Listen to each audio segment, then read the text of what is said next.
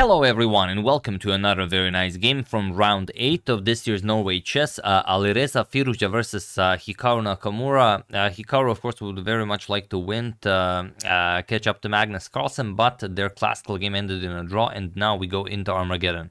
So should Hikaru win, he will maintain the half a point difference to Magnus's first place. And it's the same game basically as the classical, and then Hikaru throws in something new. So let's check it out. Alireza with the white pieces opens with pawn to e4. We have pawn to e5, knight f3, knight to c6, and bishop to c4. Alireza goes for the Italian game, knight f6, Hikaru with the two knights defense, and now not everyone's favorite knight g5, but rather d3, the modern bishop's opening.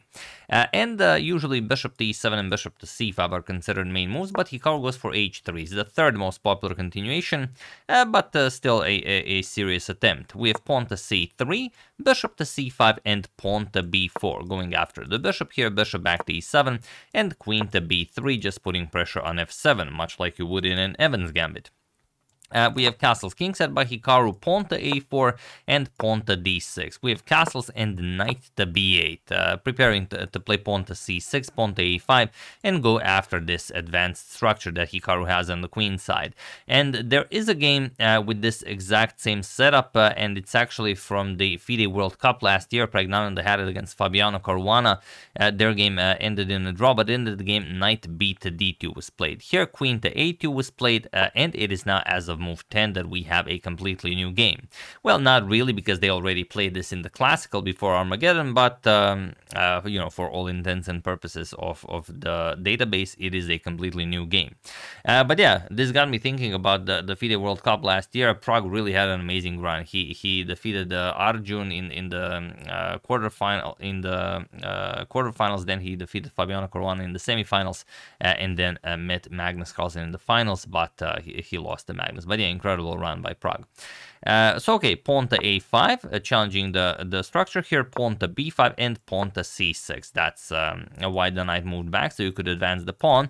And this is the new move now, really, because in the classical game, Hikaru went for bishop to g4. Here he goes for c6, so it's really as of move 11 that we have a completely new game. So okay, knight b to d2 by Alireza, bishop to g4, and now pawn to h3, challenging the bishop. And some of you have been asking in the comments, is the addition of the clocks now a standard addition to the channel? No, it's only for Armageddon games or for Blitz games, or if time is really an issue in the game, like sometimes I might use it in a classical game if time is really important. If not, I'm just going to mention what the situation on the clock was. So pawn to h3, bishop to h5, and rook to e1. So you can advance the pawn to d4 and move the knight. The e4 pawn will be nicely defended, and Hikaru could just continue developing something like bishop g6 or knight b to d7 or knight h7, make room for the f5 pawn if the king moves, but he goes for pawn to d5 right away. And this is a little bit dangerous, but yeah, it's very hard to know. Even if you study all the theory there is about the gioco piano, about the two knights defense, or about any other variation, it's very difficult to really know when you can advance d4 and d5. But okay, Hikaru goes for it. This will make his pawns vulnerable. E captures, we have c captures, and now bishop to b3. So the pawn on e5 is hanging, and Hikaru just continues developing. Knight b to d7. He would rather be down a pawn than down in development. We have knight captures on e5. Knight captures, rook captures on e5, and now just bishop to d6. So, like you would in, for example, the martial attack, you will give up a pawn, you go bishop d6, attack the rook goes back, and you have a very nice attack. And here Prague could definitely, Alireza could definitely continue rook captures on h5 or rook captures on d5. He's already up a pawn, so he might grab another one and sacrifice the exchange, but he doesn't. He just goes back, rook to e1. Probably the situation reminds him of the martial too much, where you go back with the rook. Queen to d7, and now bishop to a3. Offering some trades, we have rook a to c8, and now pawn to c4. So there still isn't any danger of the pawn being advanced to c5, as Hikaru has control over the c5 square, but you have to be careful. Bishop to g6 attacks the pawn, and pawn to d4. Now c5 is a threat, and Hikaru has to act accordingly. Bishop captures on a3, queen captures, d captures on c4. So he breaks the tension in the center, but he allows Alireza to improve the activity of his pieces. Knight captures on c4. Queen captures on d4, equalizing material, but now rook a to d1. And it's equal material, but Alireza's pieces are much more active than Hikaru's pieces. Queen f4, and he immediately goes for the queen trade. Queen d6. The b7 pawn is weak, and if you can get those rooks up the board, eliminate this pawn, create a passed b pawn, the game will be winning. So queen captures on d6. It is best to trade queens here, and now rook captures on d6. It seems like knight captures is a nice move because you attack the rook and the pawn, but rook c3 is very annoying. So after queen captures, rook captures on d6, and now we have bishop to c2. A very tricky move by Hikaru with 2 minutes on the clock, asking Alireza, do you want to capture so I can capture on c4? And Alireza instantly just moves the bishop, but there was actually a very nice knight captures on a5. For some reason, Alireza didn't play it. Point being that after captures, and let's say rook c4, going after the a4 pawn, you have rook d4, and everything's nicely defended. You have 2 against 1 on the queen side. Should be very nice, but maybe Alireza is just so strong and he sees so far into the future that he decided that Hikaru will have sufficient drawing chances. So he keeps the tension, bishop to a2, and now again Hikaru is the one that can just eliminate everything, all of the tension from the queen side of the board, and he will have an easy game, but he doesn't. The idea is bishop captures on a4, and then after rook to b6, going after b7, you defend it, and then after knight to d6, going after the b7 pawn, you play knight to d7, and you just force the trade. Rook captures, knight captures, you play rook to b8, you go after the knight, knight captures, and now bishop captures on b5, no pawns on the queen side. This is now an easy draw.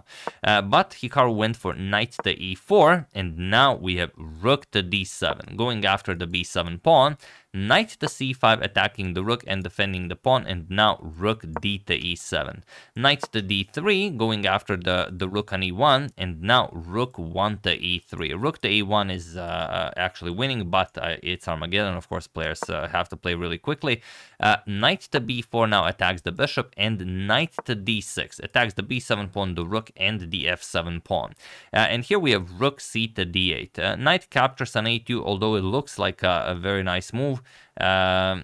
It seems it was too difficult a move to spot for little time control, because now after knight captures on c8 and rook captures on b7, you have a knight and bishop for a rook and significant drawing chances. But Hikaru went for rook c to d8. And now he runs into bishop captures on f7 with check.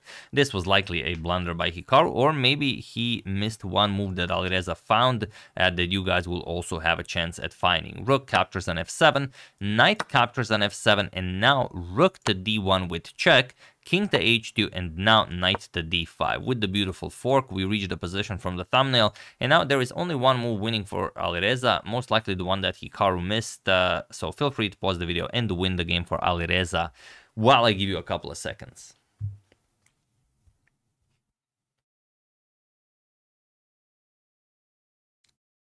So for those of you who were able to do it, congratulations on looking really deep into the position and emerging with the truth. And for those of you who just want to enjoy the show, it is knight captures on h6 check.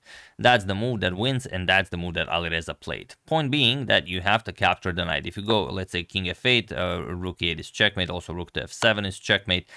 If you go king h7, for example, then you go knight g4, and white is just up too much material. For example, knight captures, rook captures, and whatever you play, you lose the b7 pawn, the b5 pawn is defended, and yeah, with 2 extra pawns and the passed b pawn, this is easily winning. So you have to capture the knight. G captures on h6, and now rook to g3 with check. That was the whole point, unpinning the rooks from the knight, or unforking the rooks, king f8, and now rook captures on b7. And now the problem is not the 2 versus 1 on the queen side, but that the king is cut off from the game, and it's very easy for the other rook to create some winning chances. Even checkmating threats like rook to g6, rook to a6, rook to a8 will be checkmate, or rook to g6, rook captures here, rook to h8. All of those will be checkmating threats. So Hikaru played bishop captures on a4, but now rook to g6, and there really isn't much for Hikaru to do here. Knight to e7 was played, rook to e6, and Hikaru played knight to c8, and he was in this position on move 40 that Hikaru either resigned the game or lost in time. He had a few seconds on the clock, so I wasn't really watching this live, but it doesn't matter. Either he resigned or he lost on time. It's a very simple win for Alireza, because after this knight to c8 move, you could go for just rook captures, the threat is checkmate, and if the king blocks, then you go the other way around. Rook a6, there's no defense against rook to a8, that's just game. You could even make it interesting, something like rook d8, but then you go for rook to a8, and even if bishop to b3 to sort of defend the knight, you still have the passed b pawn to worry about, and you know, once that pawn reaches b4, it's more often than not, it's unstoppable. Something like rook to c7, you can defend, but then just pawn to b6. And we can even make it a fun game, since a lot of you enjoy it when I finish the games. Let's say a3, we can bring a queen into the game, and now after, let's say a2, we can even give up the queen. Bishop captures, we're gonna play rook a captures on c8, and now if black brings a queen into the game, rook captures is checkmate, and if not, if you trade, then this comes with check. You'll play rook to a8, defend the queening square, and now of course you will easily checkmate the black king.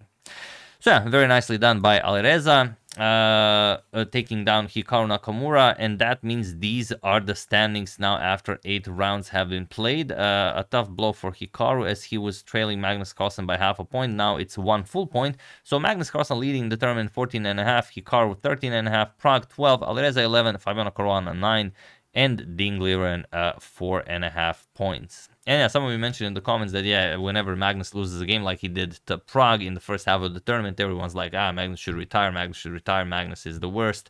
And then a few rounds later, Magnus again leading the tournament. That's just how it is, and that's just how, you know, most often it is. So yeah, that's the game. Hope you guys enjoyed it. Very nicely done by Alireza. We'll see what happens in round 9. I could even tell you the pairings for round 9 in case you guys are wondering whether to watch or not. Today is a rest day, so we will not be seeing round 9 today. If you have any suggestions for me to cover something else, use hashtag suggestion and I will gladly cover it. But Alireza will face Magnus, Hikaru will face Ding, and Fabi will face Prague. So, I mean, every round is interesting, but thought you guys wanted to know.